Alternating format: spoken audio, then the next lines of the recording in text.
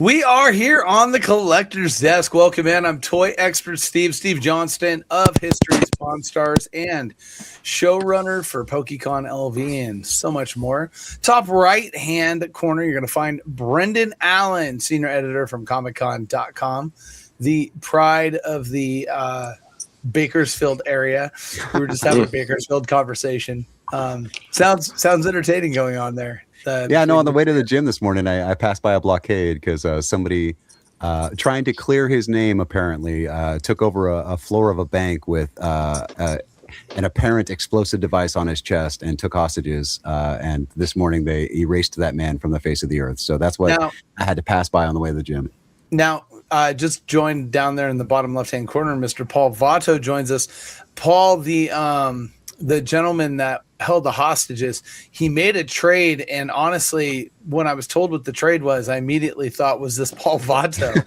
And that's because apparently he traded a hostage for a can of Dr. Pepper. A single can of, not even a six-pack or like a slice and a six-pack, but one single can of Dr. Pepper was worth one hostage. Now, as that hostage, it's nice to know what your life is worth. Yeah. Bakersfield Police Department, because they negotiated down to one can of Dr. Pepper. Yeah, I mean, I think the negotiator there needs to be onboarded on the top right-hand corner. We got Mr. Brett Lawson, student of the game. Also, look, he's a vast almanac of useless knowledge, except it's useful here. It's weird. It's like there's spaces it's no good. There's spaces it is good. And then at the bottom right-hand corner, we got Erik Amaya, the editor-in-chief of ComicCon.com, the man behind the program here. He makes all the magic happen. Welcome in, guys. Brett, you were about to say about the trade? The Dr. Pepper is good. Wow. Oh, yeah. Wow. No, you are here, my guy. Welcome. Absolutely. No. I'd almost be all like, just off me at that point, right? Like, or at least just let me let the chips fall where they may. Because if I know it's just one can, I mean, I love me a Dr. Pepper, 23 flavors and all, but like, or 23 ingredients, whatever the slogan is. But wow. That's kind of brutal. I agree with Brendan. Like, imagine having that realization. What's great is that Paul's showing us that he would actually trade for the generic, right? Not even just like that's an old Mr. Pibb. Whatever you got negotiated with a Mr. Pibb. How about He's that? like, you know what? I can't use that Pepsi, but that RC Cola, I'm down. Or can I get that Royal Crown? Wait. Royal Crown is not generic. Royal Crown is one of the oldest brands in America, dude. It's the third party cola. Paul says he only drinks Dr. Thunder. So, good for you, Paul. Somebody said something about Dr. Pibb.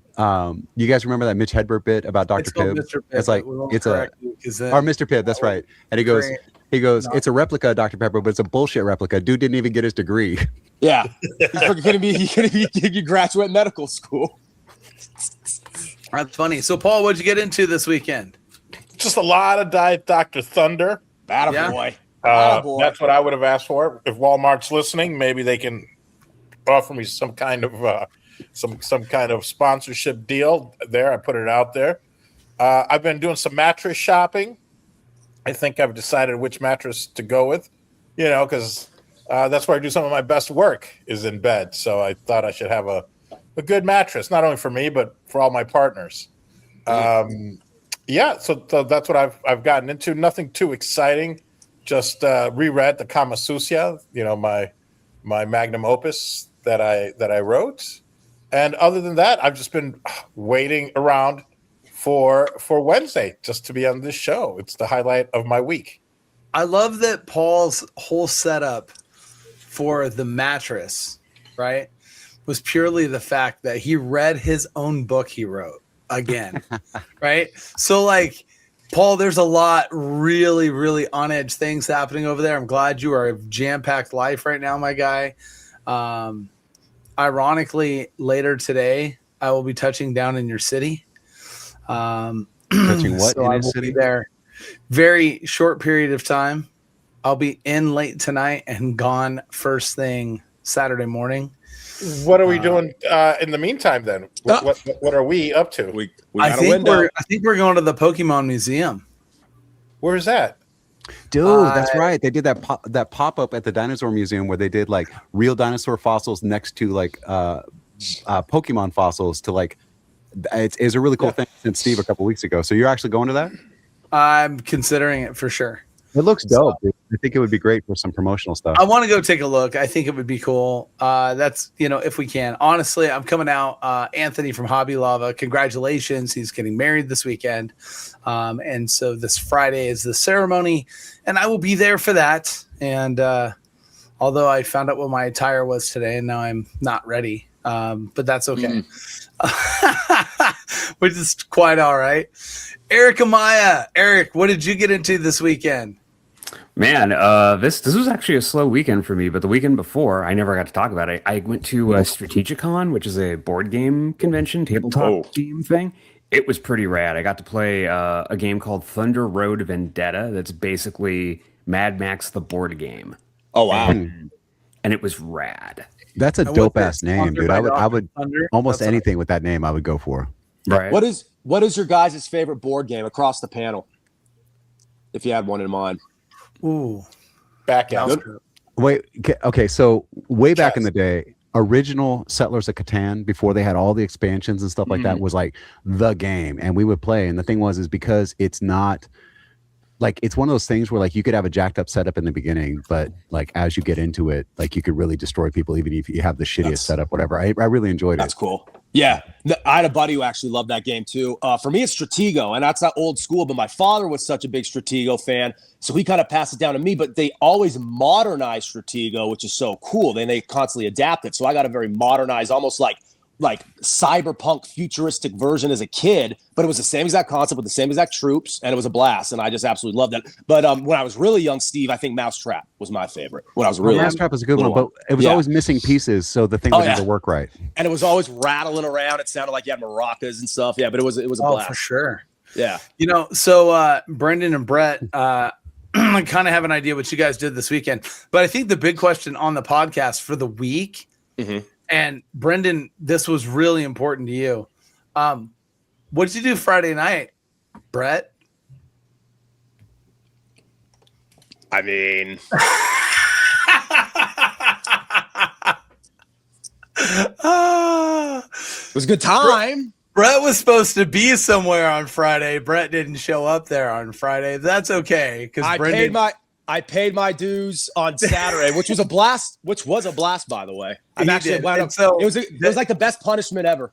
We have to give context. So this weekend was Pokekon, and Brendan and Brett were stage hosts, and Brett missed the memoir. I think he got Paul's Lost Mail. I'm not sure. Yeah. But nevertheless, he got an invitation, which was to be there on Friday. And then he decided that Saturday morning was better. I think what did you call it? I think you said Saturday is the new Friday, right? Is that? Well, that's always been the case. Right. And Thursday night is the new Friday. Yeah, exactly. Yep. So, so as punishment, I made him come and help co-host the trade night on Saturday. Right. I was already in my gym jams asleep when trade night was happening. Which coincided with good drinks, good music, a lot of like happy patrons, and Game 7 of the Western Conference Finals where Victor Wembanyama and the Spurs put on a clinic. So just torturous, absolutely. We did get to watch the end of that during trade night, and it was fun. But you guys had quite the weekend, though, and I'll start with you, Brett, since we're talking about it. I was pulling second segment into first segment here. That's cool. Well, Steve, repeat that because Brendan, you kind of bled into each other there. Oh, no. Brendan's got it. Go ahead, Brendan. One of my thoughts of the weekend, ultimately, I thought it was absolutely awesome. I think one cool thing about working with you guys now for a couple of years is there's enough continuity to where now I'm involved with conventions on like a multiple and like an annual basis, right? Not to the point where we're like 3 or 4 years deep, but I'm doing it long enough to where I could see a convention a year later and compare it to the one before. And this one wasn't even a year after the last Pokekon. And seeing how so many of the things that worked well in September returned to work just as well this time around, seeing the added touches that were, placed around it as well. I think it was absolutely just a blast, and I was blown away by the attendance. The gate must have been through the roof. The attendance was impressive, which was great. I was glad to see it because it was something that, we'd strived and worked hard for, and to see that response from the community, to see that come together. It was really fun, and this was it. I had a vendor who onboarded during our waitlist process, and we opened up a small area about a week before the show. But this guy emailed about every 2 or 3 days, and he just simply said, "Hey, I would like to attend your show. I'm coming from the UK. I'm going to be in Vegas, and I want to vend." And we didn't have space for him. Ultimately, we opened up an area. He ended up showing up. And on Sundays at the end of the show, we do renewals, right? And the renewals are, they come in, they pay a deposit, they can, hold at least the space they have now. They can put requests down. I want to move. I want this. I want sponsorship, whatever it is, right? He renewed as a vendor. And that, to me, I thought said a lot about the show. That's pretty interesting, right, Brendan, that you have a guy come from the UK who was coming to Vegas for vacation, ends up doing the show, and then decides, I want to renew for the May show next year, and I have every intention to come back out again. That's pretty cool, right? Well, you know what? The way that the floor was set up on this one, I think that there was a lot of really good engagement. The gate was fantastic, but also, like, anytime we're calling people to the stage or whatever, they could hear, they could see, they could get over to where the action was and stuff. So if I was a vendor and I saw that traffic, and it was really nicely set up too, because the food's on one side and we're over on the other side or whatever. So people had to go back and forth. So vendors were getting a lot of traffic on those footpaths going through and stuff like that. So I can imagine that as a vendor, I'd be pretty pleased with the turnout. It was pretty fun to see, and we had a lot of really great things for the weekend. I got to tell you, Pokebeard was really cool. I mean, so first off, they drove 24 straight hours from Minnesota to be at the show. When they arrived, they put their stuff in the room. Then they unloaded and set up his space, because we, lucky enough, got offered to do the morning news on Friday morning. Well, he arrived about 10:30 p.m. Pacific, set up his booth, all of that, and then turned around and met a call time of 4:30 a.m. on the floor. Did 2 hits with the news, was on in the morning, was also on in the afternoon. And then Friday night, there he was, like, rocking and rolling. His setup was very cool. He had all the statues, the life-size statues, placed for photos with him. But what I learned that I thought was really cool is that he does a lot of things like small 3D printed items and stuff like that, that he puts out for $1. Right. And bulk cards for free. Stuff, Say he that was again? He was recycling bulk cards, so kids could walk up and just get free cards, and then you could get a $1 3D printed Pokemon, a $5 3D Pokemon, or a $10 3D Pokemon. But basically, walking up, there was something there at every price point, for every age, for every level of collector. If you're just like, I don't have any cards, here, take a handful of these, right? Or like, this is my favorite Pokemon. Hey, here's a printed thing for $1. He was very, very cool, and I believe that, like, people like that in the, like, collector space make it really accessible to bring new people into the fold, because it's not so off-putting, like, where do I start? Here, start with these, got $1, cool, let's go. I'm a big believer in having stuff for all price points, and I thought that was really cool of him. I think it's a great concept. Highly encourage you, if you're not following Pokebeard on Instagram or TikTok or any of those, please make sure you do. He's worth the follow. He does a great thing in the community. And we had a lot of fun in Trainer Blessings, which that we'll talk about here in a moment. But what I want to say is Trainer Blessings, like, the energy and everything was really good. Well, anyways, we'll kick that into the next segment, like Pikachu, right here on the Collector's Desk. Peppermint Patty's the worst. Comic-Con.com, your daily comic convention online. Insightful reviews, previews of the comics, toys, and games you need to know. Delightful chats with luminaries from around the geek spectrum. In print, on video, and everywhere in between. The show never stops on Comic-Con.com. And welcome back to the Collector's Desk. Of course, before we went to break, we were talking Pokemon. In this segment, we are going to be talking more Pokemon. But guys, we were talking about Trainer Blessings when we were heading out to break. It's a really fun event. I thought the unique element of it was that we got to do something really fun with the community and the crowd. And, obviously Brendan punting Pikachu was the highlight of the weekend. But listen, man, there are fans in the back who couldn't get all the stuff in the front, and the easiest, quickest way to get back there is a nice 2-point kick. Send them. Send them. So we had a couple special guests join us for Trainer Blessings. We had Christine, as you see here. We had Pokebeard join us as well. He was actually both Saturday and Sunday on the stage with us for Trainer Blessings. And then Brett, myself, and Brendan were up there. And, Brendan, how would you kind of explain Trainer Blessings to... Well, if you could bottle the energy of the entire weekend for 20 minutes a day. That's what was happening at this end of the event or end of the day thing that we were doing. And it just brought everybody who was still on the floor, rewarded the people for sticking around toward the end of the day. But also I kind of feel like, there were a lot of kids that were getting packs and things like that. And just seeing the delight on their faces to be able, and the vendors are fantastic because they provided all of those things that we gave away. There were, ETBs, there were plushies, there were keychains, there were packs, there were all kinds of stuff. Yeah. And it felt like a really cool thing to be doing and to get people, stoked and hyped up on it.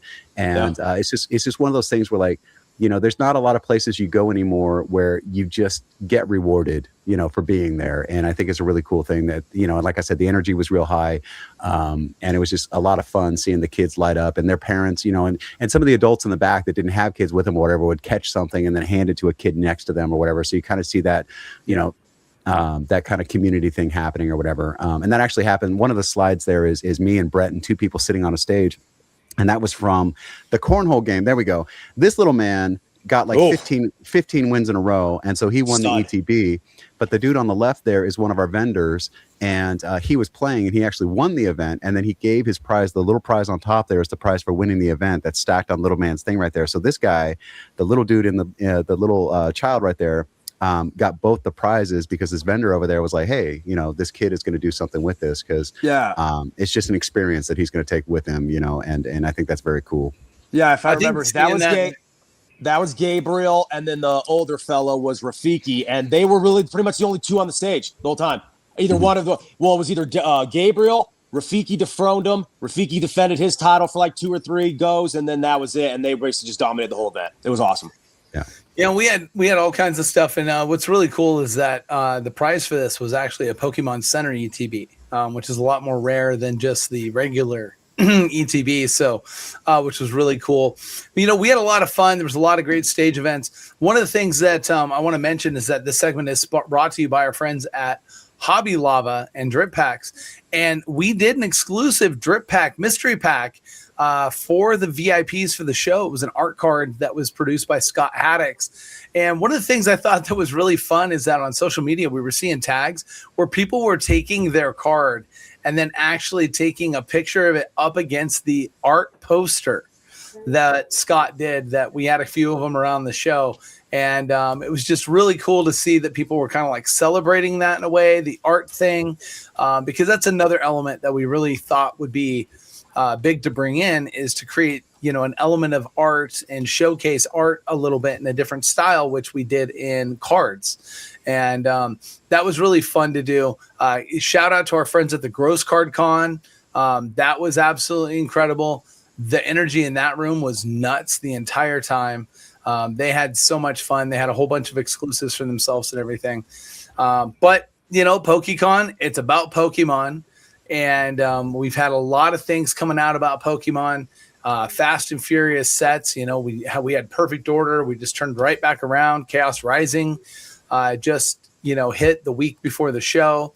And then coming up very, very soon is a set called Pitch Black, which the Japanese version of it, which was Abyss Eye, actually dropped on Thursday before the show. Brett, you had you and Brendan had for Spinner Wheel and some of those games. Yeah, you guys had booster boxes of Abyss Eye from our friends at KZ Collectors. People knew it. They saw it from the line, and when they won, they were like, that right there. And I'm sure they were like, yes, that one right there, because it had just dropped. Without hesitation. Brand new set. It was great to see, and do that. A lot of fun stuff there. But, Pokemon's got all this Fast and Furious like stuff coming out. And by the way, this was Retro Historian. They did which is really cool. So he custom designed this Dragon Ball Z version of this game. So he custom designed the characters to be able to play against each other. He did a whole tournament with it. It was really cool. And I know, Brendan, you got your feelings hurt a little bit because he had a console that he did with the joysticks and everything that you didn't know that you could have. And that's because you couldn't have it because it was being made for the show. But it was that Gengar that they gave away. Cool. He didn't tell me that glowing purple buttons was available for the one that's in my bar right here. I got glowing red buttons, but that glowing like lavender looks really dope with the Gengar wrap that he did for the giveaway. And the giveaway at the end of the night, on the last day was actually pretty cool. The dude texted me back after we announced it on stage and Steve left him a voicemail. He texted me back like 5 minutes later. He must have been at work or something. So that dude was super stoked, but it was a really cool wrap. Danny, he's here from Bakersfield and I've seen him at a couple of events and we invited him to Pokekon and he did it up, man. He did some custom wraps for the thing. He gave away a custom system and he did tournaments. And on the right there in that picture is my son, Hayden, who came to a convention for the very first time. And it's really funny because the first day he's watching me walk around because he doesn't know what I do. It's hard to explain. So he's walking around and he goes, I still don't understand what you do. You walk around, you're like, what's up, fool? What's up? And you talk about stuff and then you walk away and you're like, hey, it'd be really dope if you did this. And I'm like, yeah, that's setting up for the panels and things on Saturday or whatever. I'm talking to the people who are going to be on stage. I'm figuring out what the giveaways are going to be. I'm figuring out what the points are going to be. And then on Saturday, he saw me up on stage and he goes, now I get it. All of that stuff yesterday was prep for today. That's why you were walking around talking to everybody yesterday. But it was really funny because he was like texting people. He was like, I don't understand how my dad gets paid for this. He's just walking around talking to people, and that's it. You know what's funny is he was pretty introverted at the beginning of the weekend, and he came out of his shell like late Saturday. Like he just kind of opened up and like you could tell like being around everybody and all that stuff. And I think that type of environment will do that. And look, Pokemon brings people together, and Pokemon in the middle of its 30th anniversary. I'm mentioning that we've got set releases coming up. We just had some really cool things that occurred. Like we had, Perfect Order hit, then Chaos Rising, now Pitch Black. As I mentioned, is, the next set up. There's Esmeralda, which is built around Rayquaza coming up. But we all know that 30th anniversary is what every Pokemon fan is going nuts for. And the Pokemon Company finally put out, they had been holding out kind of what their game plan was for at least some of the art. They showcased some of the cards. And in particular, these cards, they went ahead and announced a new rarity, which is really, really cool. It's been a while since we've had a new rarity in Pokemon, right? And so this new rarity is, what was it called, Brendan? I'm trying to remember what the exact name of the rarity was. It was, I can't. Cosmic, future cosmic or something like that, right?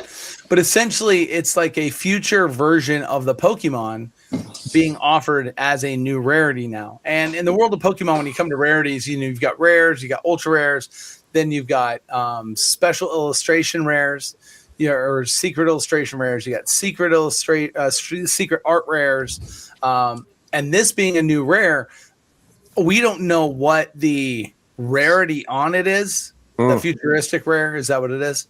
Yeah. But if you look in the bottom of this card, down by that black star, you're going to see the 158 over 128. And that essentially means that this card is not intended as part of the playable game set, right? That it is a collectible card, right? It's a number that's higher than the base. The base set is 128 total cards. So my guess is the rarity on this, once this starts to hit, what people do is they rip so much product and they keep track of everything they rip, and they build these hit rate models out of the product to figure out how often something hits, right? So like in Phantasmal Flames, The secret art rare Charizard was like 1 in 744 packs. The secret illustration rare was like 1 in 538 packs, like stuff like that. So it's going to be interesting to see what this new rarity is really going to be. How rare is it? How hard are these going to be to hit? But I will tell you this card in particular, this Mew, and then there's also a Mewtwo that they've showcased. These two cards are going to absolutely be some of the biggest chase pieces that you will have this year. That product is going to blow up from it, because the first time they ever introduce something new to the Pokemon sets, they almost always seem to take off like strong. And so I wouldn't be surprised to see a lot more about this. And then, as you can see here, this is some of the other artwork. 30th anniversary of Pokemon. And Brett, I'll kind of start with you, but Pokemon being the 30th anniversary, like, are you kind of blown away at this point? What it is? You're at a convention this weekend. You saw the fandom. It was perfect timing. That's because that was the biggest reflection of that convention. I had buddies who came there on Sunday afternoon, and they said the same exact thing to me. They got involved in the raffle over with Danny. They were absolutely blown away. They were playing the Dragon Ball Z. They loved it. They thought the console was incredible. They entered the raffle as well, and they thought that was a blast. But the conversation we kept constantly having once they showed up at the Ahern was, dude, it's really crazy to think how something that was not even small, because it was a phenomenon when we were kids, but we were talking to, I believe it may have been Bill Rogers when he was on the stage with Brennan and myself, or someone else, but I think it may have been Bill when he said Pokemon kind of goes in ebbs and flows, right? Mm-hmm. And it was so big when I was young, then it kind of dissipated a little bit, and then it kind of returned on this renaissance, revitalization type of thing, and it's been riding that wave ever since. And that's why these conventions are so cool, because it kind of is like that in microcosm. It shows that not only that it's been around for 30 years and it's got big enough to where, you used to be able to rap the 150 song and you view it as a flex as a kid, and now there's thousands of them, right? So it's kind of like a very full circle moment. And to me, what did it, Steve, is the trainer blessings, seeing the kids who are experts in this stuff, who know about the same stuff I knew as a kid, but a plethora of, additional knowledge, because the canon has expanded so much. The universe has expanded so much. So seeing these kids nail the trivia games we had for them and know every little thing that was there and like every little detail, I was blown away. And it makes sense why about 2 months ago when we were wrapping up the Diecast Super Convention, Steve, you said Pokemon is the biggest brand in the hobby right now. It's arguably the biggest brand in all of pop culture-oriented entertainment. And it's just another example of why. So this slide right here, too, is that every pack that comes out in this new 30th anniversary is going to have a Pikachu in it guaranteed, and there are 30 different designs. So these are 3 of them. So every pack's going to have a Pikachu, and I'm sure there's different rarities for like People special are chases going or whatever. nuts for the art on the far left side. That is the Pikachu card that's been shown. Everybody, which of course is a tribute to Always Sunny in Philadelphia, Old Lady House, when Dee gets stuck in the banister and is there all day. So that's where they got the inspiration for this card. You can quote me on that because it's 100% false. It's fun. It's fun that that kind of art is what like drives the interest, right? And we're seeing that across Pokemon. But to think that in 30 years, Pokemon hasn't had to reinvent themselves. All they've had to do was just continue the storyline. Right. Right. It's pretty interesting when you consider that it was really built as gameplay. And now, it's the collector side is massive. Also, simultaneously with this, which is funny, is we had a little bit of news from PSA that PSA was pausing their bulk submissions. Yeah. And because of a Thursday submission where they had something like 40 or 50,000 cards submitted in one day, and that's estimated there's millions of backups and there's all kinds of stuff. Now, we've talked about this a little bit, but then you go down the ladder. TAG announced that they were going to be slowing down the submissions on the bulk side as well for a period of time. And then, this is going to push to some of the other grading companies, the SGCs, to the Beckett's and so on. But that really affects the Pokemon world, because also at that exact same time that was announced, Pokemon itself announced that at Pokemon sanctioned events, the worlds and stuff like that and everything, they will no longer allow graded card slabs to be sold. Wow. At their events that are That's the nuts. official branded Pokemon ones. I don't know if that has to do with just the price point and the money that's being spent, and if that's a control to say, hey, I'm going to keep the guy from, or if that's just some way of them trying to like keep the hobby pure or something like that, like one of those weird, like somebody on the board is like, you know off what, that way, but I think intentionally it looks good that way. But I think in the reality of it, it's that so much money is exchanged for graded Pokemon cards that they would rather keep that money in their event space spent in their shopping areas and those things. We'll see how the hobby responds. It's going to be hard for them to regulate that. It just is. But what are you going to walk up? Is it going to be like nunchucks and brass knuckles at a gas station where you're like, I want to get this belt buckle? No, but what you do is you set up shop in the next hall over, and you set up an all graded Pokemon convention. Or you sell tokens. You sell tokens that are redeemable at the end of the event for a graded Pokemon or something. Right. Right, absolutely. But anyways, we're going to go to a break, and when we come back, the guys got a whole bunch to talk about the 10th anniversary of Netflix, beloved Stranger Things, and a whole lot more. So stick around right here on the Collector's Desk. Peppermint Patty's the worst. Comic-Con.com, your daily comic convention online. Insightful reviews, previews of the comics, toys, and games you need to know. Delightful chats with luminaries from around the geek spectrum. In print, on video, and everywhere in between. The show never stops on Comic-Con.com. So watching that ad back, it's funny because I was in Vegas for the show, and we have a friend out there named Chris, and we were talking about like my brother had a lion, like just different things, right? And I'm showing him pictures of stuff. But like, I got a picture with Daryl McDaniels from Run DMC, but it was a while ago when I first started this, and I was a lot bigger, and I had a big full beard or whatever, and like I look completely different. And he goes, man, your wife really played the long game, huh? You did a Benjamin Button, like you don't look anything like. You look way better now than you ever have in history. And I was like, thanks. Like, he told me my wife is too hot for me. And I'm like, okay, I guess I'll take that as a win. Like, anyway, so welcome back. My name is Brendan Allen. We got Paul Vato and Erik Amaya here. So I was at the grocery store with my son the other day. And since nobody sent me any segments for this week, I just decided to take it over. And we saw something interesting, and it was right there by the cash register.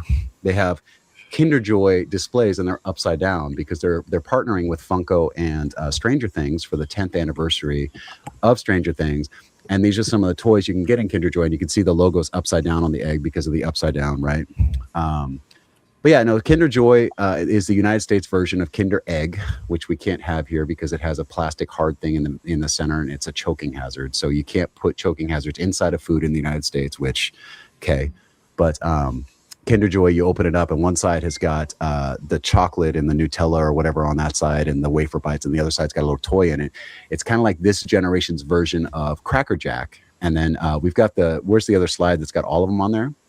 So it's these limited edition, and actually, yeah, okay. So you can collect the regular versions, and then there's like upside down versions of all the kids or whatever there. And it's just a cool little Funko Pop 3-way Kinder Joy Funko Pop Netflix 3-way action here going on. But I thought it was interesting, so let's talk about it. Nope, nothing. I'm alone on this one, huh? On Paul, actually. I'm just trying to figure out, like most collectors, am I going to open these? Wait, is there no candy in it for one thing? And so am I going to open and play with them? One side, so it comes apart. It's like a plastic egg, but they have to separate the toy from the food because we have choking hazard laws in the United States, nowhere else in the world. So you separate the two halves, and then you peel it back, and it's got a little plastic spoon. There's two little like wafer balls in it that are covered in chocolate, and they're swimming in like a Nutella type hazelnut or chocolate. And you scoop it out with a thing, and then the other side you peel the thing back, and it's got a little toy that you assemble. So those little Stranger Things characters are the toy that you assemble. So like it's very much like a super sweet Nutella treat with a prize. Got it. Well, I'm just trying to figure out, do I open them, or do I just leave them and save them as is as a collectible? This is one of those things you kind of have to open because I don't think you're guaranteed, like in a case There's another thing, and actually, Brett's in the lobby. Brett actually could come back for this because they just found, the Hannes Wagner card that they show a bunch as like the rarest baseball card. It came in so somebody discovered in an attic a carton of those cigarettes that had those cards in it, and so they're sitting there looking at it, and there's 10 packs in there, 200 cigarettes. First of all, the cards are in there, but you don't know if there's going to be a Hannes Wagner or, there's like in the set, there's something like 12 Hall of Famers, all-time greats, right? They don't know whether to open it and see which cards are in there because it could have a Hannes Wagner, which is worth millions, right? Because it would be the best condition because this carton of cigarettes is intact. That one card could be worth millions, or you could open it and not find any of the Hall of Famers and have just ruined this. So they're auctioning it. They expect it to go for several $1 million because of the opportunity to get a Hannes Wagner, but Hannes Wagner may not even be in there. And then you end up with a bunch of junk and you just wasted several $1 million. So I get what you're saying, but I don't think this is that. I think that what's going to happen is somebody's going to go and collect them all. And when they've got the whole collection, I think there's already listings on eBay for an entire collection. And they're just going to like sell off the lot for, $75, $100 or whatever, when they've got a $25 investment in the candy itself. So Is there still fire for Stranger Things collectibles at this point? it looks like a lot of like first and second season stuff. I don't think the collectibles from the 5th season, I think everybody at that point was kind of over it and they just wanted closure. Right. The kids weren't cute anymore. The storylines were weird. Like everything wasn't connecting the way it was in the first season. I think that it started strong, but by the time they got to the final season, it was just like, okay, let's just kill this thing. It just needs to be done. So they're like of childbearing age now, aren't they? Yeah. They kids. So Yeah. In their 20s. Which is part of the problem. They all grew up. And Writing a show like as you're making the show, right? Versus like when they did the Lord of the Flies little miniseries on Netflix recently. I think it was Netflix, where they did they filmed all 10 hours of content all at once. So it's not like you're coming back 2 years later and the kids have aged 5 years, right? Like, yeah. no, there was Netflix did an adaptation of Lock and Key, the comic book. And I remember second season, I asked the producers, how are you guys going to deal with the aging problem? Because the kid playing Bode is about to go through a growth spurt. And their response was, oh, we've got a plan. And it turned out the plan was they shot seasons 2 and 3 back to back and just ended it after season 3 so that they would never have to worry about the kid aging, which is the only solution. It's like, if you're going to feature a child on your show, you kind of have to work around the fact that they're aging and get that story done as quickly as you can. Right.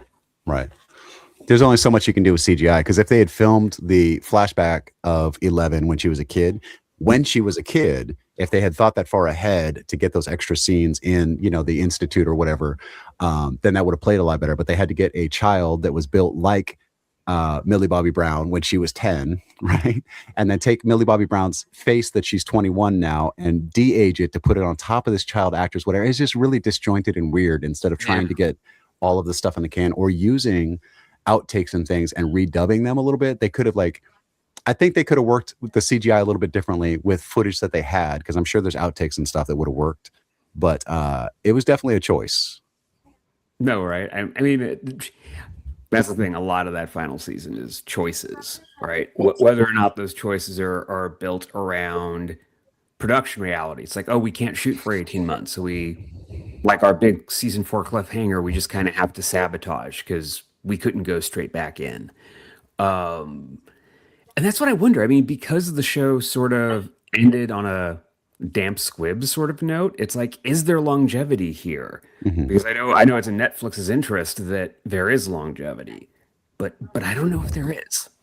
So that pack of cards, or a pack of cigarettes that I was talking about, so a T206 Hannes Wagner card pulled from a 1909 Sweet Caporal cigarette pack and untouched in a family collection for 116 years, just sold through Golden Auctions for $5,124,000. So they did get the pull. Wow. A Hannes Wagner inside the cigarette pack, untouched for 100 and something years, and they pulled it out. It was in perfect condition and sold for over $5 million. Was that the only place you got the Hannes Wagner cards? In cigarette packs? So yeah. So what happened is, like, they would, include the cards just as like they were just like throwaways. It was just like a thing. It wasn't supposed to be collectible or anything like that. It was paper and ink or whatever. But like, people started collecting them or whatever. But yeah, no, these cards, they would come in cigarettes, and then like they would get, like I said, thrown away or whatever. So that's why the population report on these Hannes Wagners, I think there's like 4 that are known, and a graded 4 went for a couple $1 million because and 4 is not great. It was bent in half. There were like corners damaged on it and stuff. This one is perfect and just went for 5.1.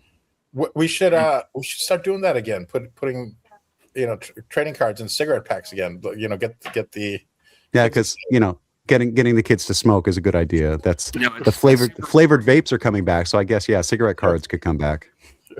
Just looking through the press release on the Stranger Things Kinder thing. Mm-hmm. I like the notion of the real world items more than the Funko versions of the kids. I like that you might get a walkie-talkie or a Walkman. Like that. Right. That actually is cooler than the Funko Pop. Yeah, Max's Walkman. I think that's the chase in this one.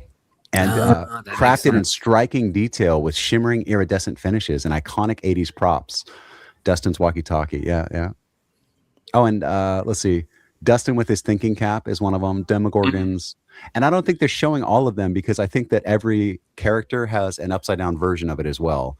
So I only see 6 of the upside-downs there, but you can match them up with, there's 11. There's, what's the kid with the hair?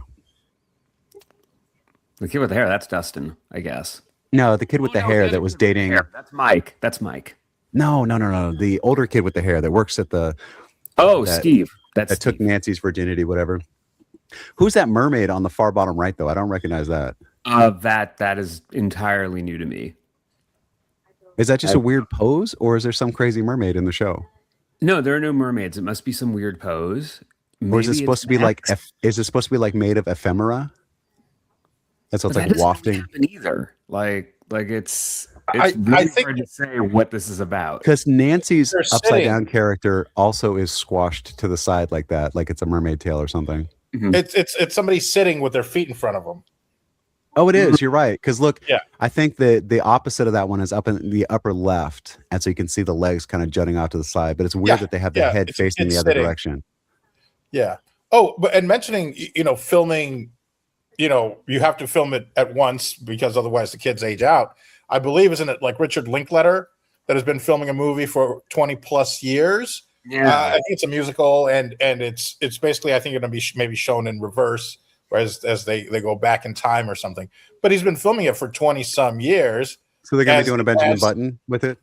As the kids grow, as the actors grow older, it's part of this movie. So, I mean, that's really the only way to do it, and hope that nobody dies and the funding keeps coming through, I guess. But I think that's such. So speaking of crazy artsy fartsy high art film projects, what's that film that they made that's not supposed to be? It's supposed to be in the can for 100 years before it gets shown. Oh right, That's the Robert Rodriguez Malkovich.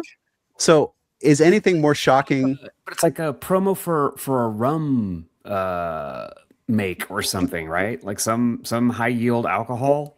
I don't know, but I heard that there's a film that I thought it was Kevin Bacon or somebody that made it. Ah, shit. What is it? It's supposed to go into a. Maybe there are 2 of them because there's definitely one that I think Robert Rodriguez directed, and that was for like some alcohol brand, and they I guess they're known for bottling for 100 years or something like that, or aging. John Malkovich did it. It's called 100 Years, an experimental film written by John Malkovich, directed by Robert Rodriguez, that was completed in 2015 and is locked in a time-release safe until November 18th, 2115. So I'm sitting there going, in this world of like leaks and celebrity porn tapes and all that stuff, I'm just so shocked that we haven't already seen it. Because I get that it's intended, but if you want to keep a secret, don't tell anybody, right?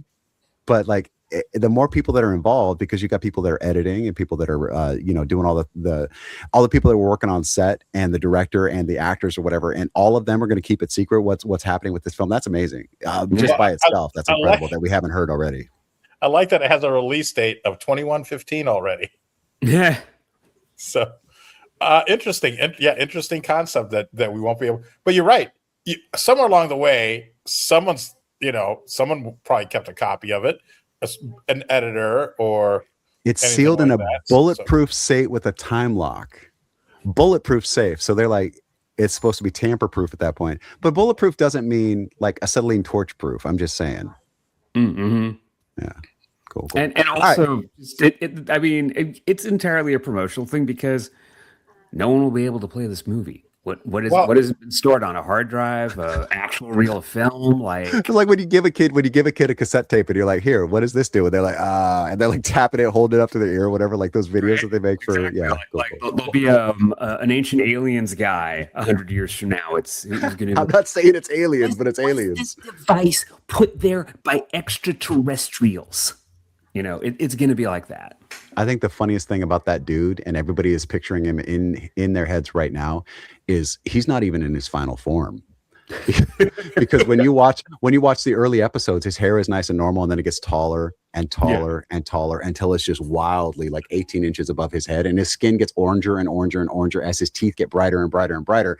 So he is going to turn into an alien in the next season, I'm sure of it. Yeah, no, that's exactly how it's going to play out. Nice. Well, I can't wait to see this movie in 2115. I will get back to you guys and do a report on it. You know what? Yeah, that's your assignment. So we'll talk to you after. So just work on that until 2115 and then come back and tell us how it went. And with that, that is our third segment. We will see you after the break when Mr. Brett Lawson rejoins us. Steve apparently is at the Las Vegas airport, headed out to his friend's wedding in Chicago, Illinois, but not to see Paul. It's duly noted that he is not there to see you. He's going to see the Pokemon dinosaurs and his friend's wedding. But yeah, we'll be right back after the break, and we'll go ahead and wrap this thing up and talk about, let's see, we'll talk about probably the Bakersfield Bomber some more. And yeah, and Nutella. Cool. All right, we'll see you after the break. Peppermint Patty's the worst.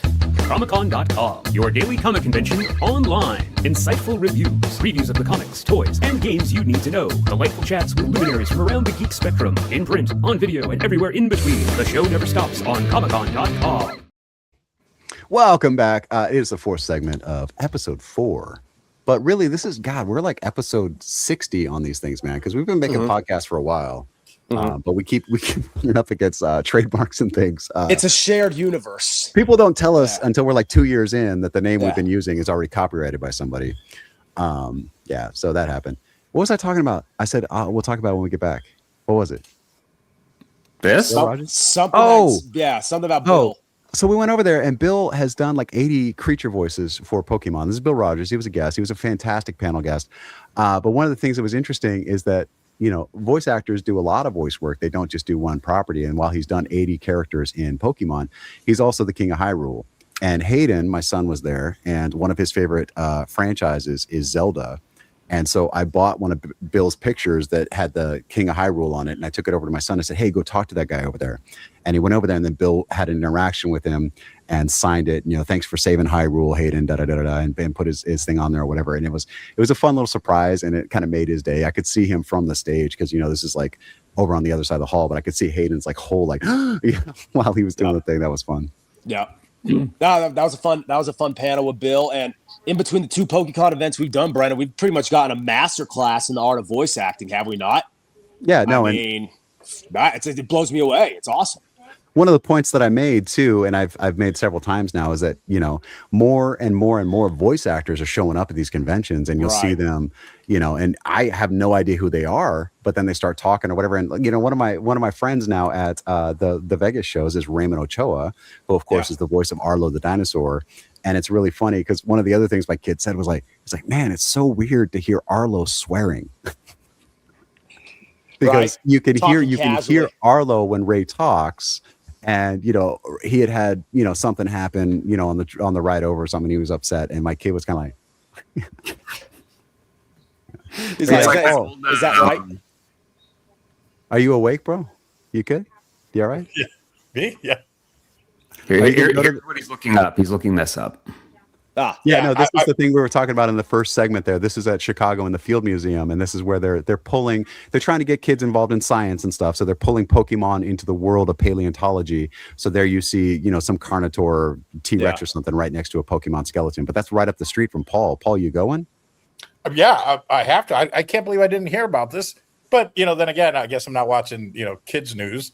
but I think anyone will enjoy this. So yeah, I'll definitely make a trip to the Field Museum. I haven't been there in before I date myself in 35 years, 30 years. So yeah, I would definitely want to go visit the Field Museum. I remember going there on field trips. So this is gonna be fun. Hopefully, Stephen will invite me, and I'll go there with him. But I doubt it. You're allowed to go on your own. Yeah, but then I gotta buy stuff on my own. I'd rather have. Oh, you're hoping that Steve takes you so he'll pay the bill. Yeah. I'm sure he appreciates that. Yeah. Absolutely.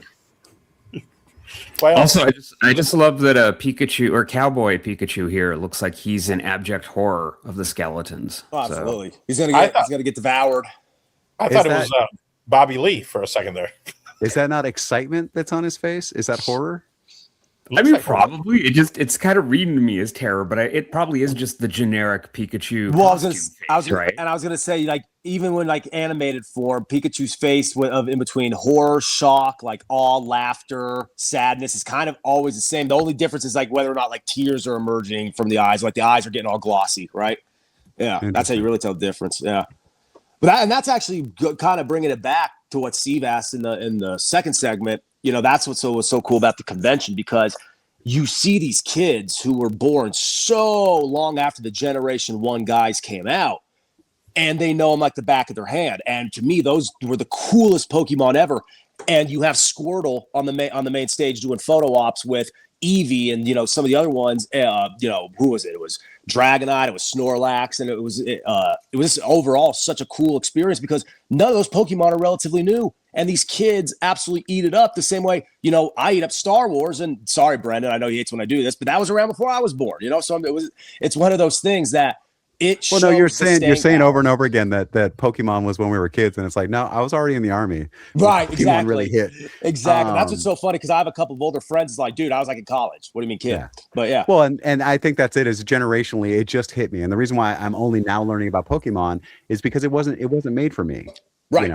Now it's too much. No, I even remember like being probably freshman year in college, and Nintendo somehow had my address and sent this VHS tape that was like introducing Pokemon and how it was going to be this huge thing. And I remember watching. It was maybe 10 minutes, right? It was like one of those VHS tapes where the reel inside the little core, the plastic core is like super thick, so it's like a 10-minute VHS. So that you can't take the cassette and record over it. Like we used to tape over because they had the hole on there that made it copyright, right? Yeah. Because if the little thing went in there, then it wouldn't record. So you tape over it. So when they sent out those little 5-minute things, and they did that for a lot of stuff. Yeah. When they sent out those little 5-minute things, you had to stick a wad of paper in there and then tape over it so the little finger wouldn't go into it.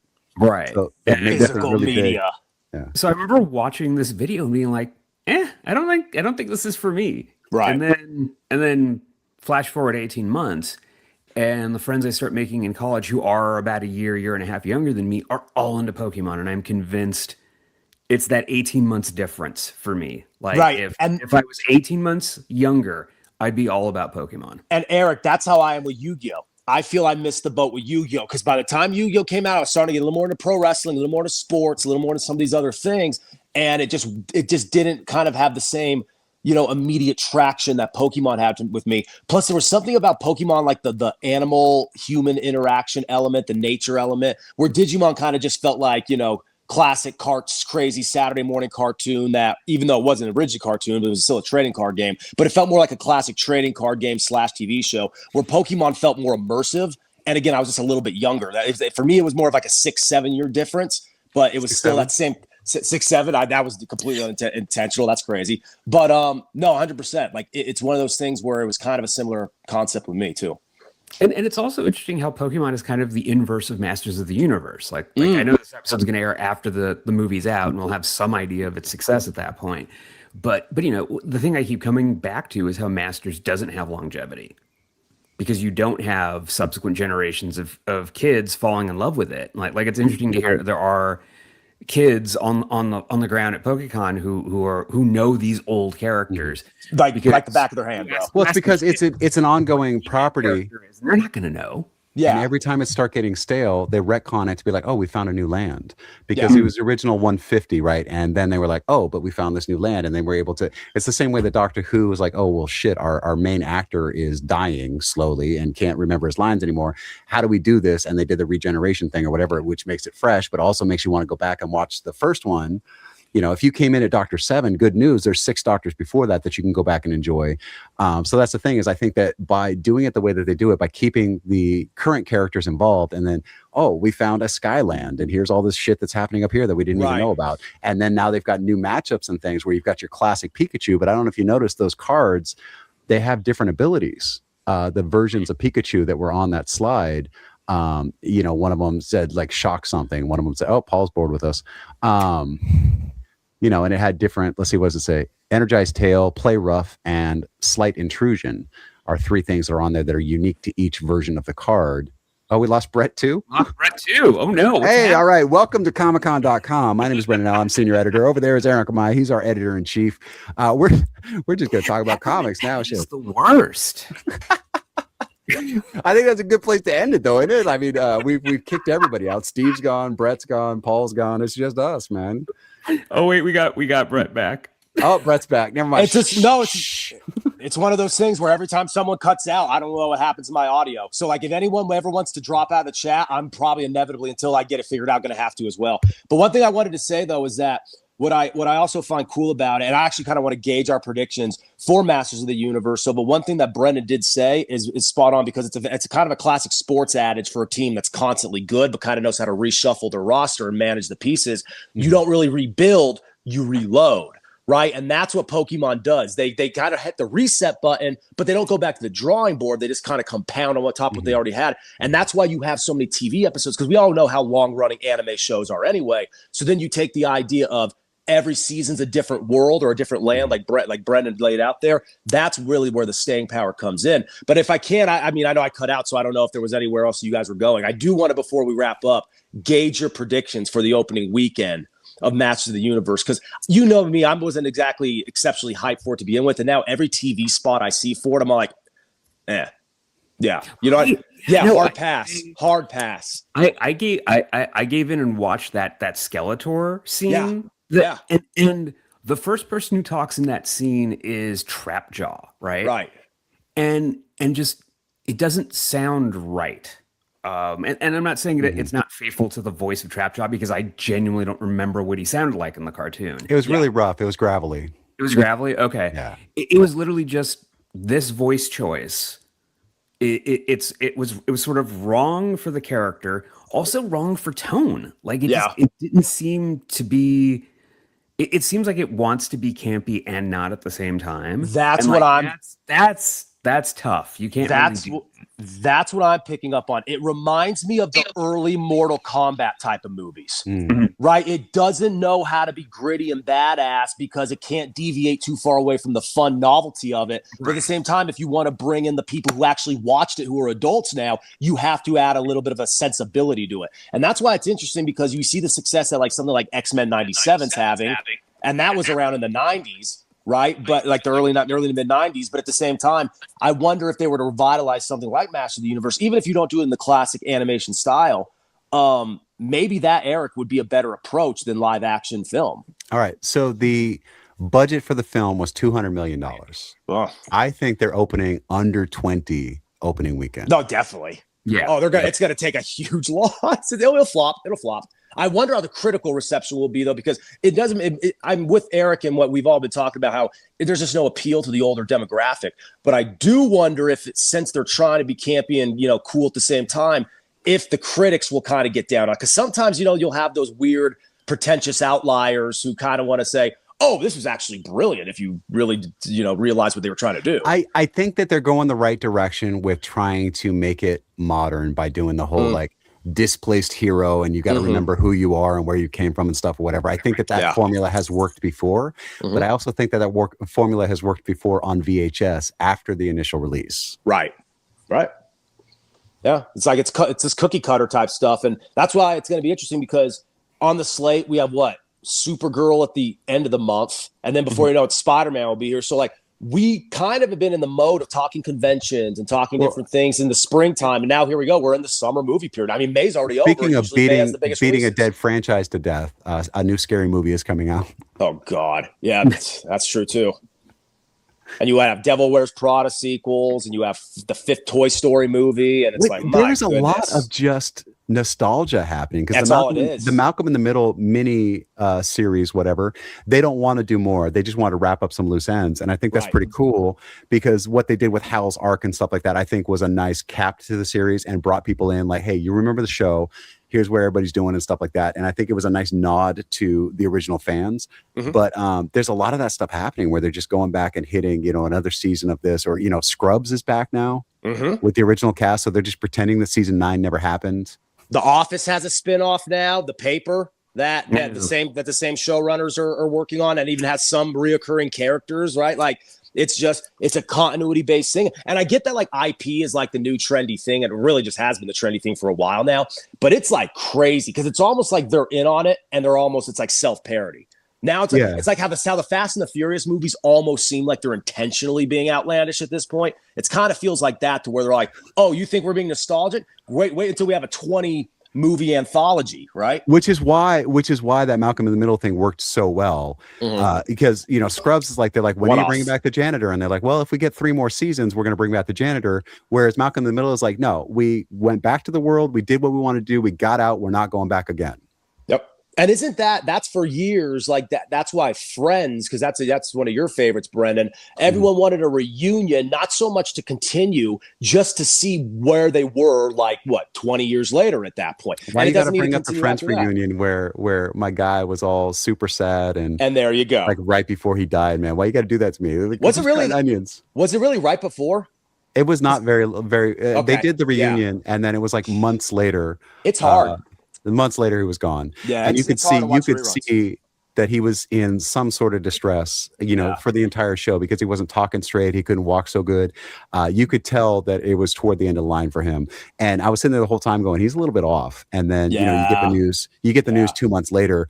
And it's funny because, well, not funny. It's interesting because later after the fact, the other cast members, what's the blonde's name? Phoebe's character or Phoebe's actress. Lisa Kudrow was saying that people were always asking her about Matt and how he was doing. Yeah. And she would just say, that's Matt's business, because they could all tell he was struggling, but she also was not going to be a TMZ soundbite on her friend.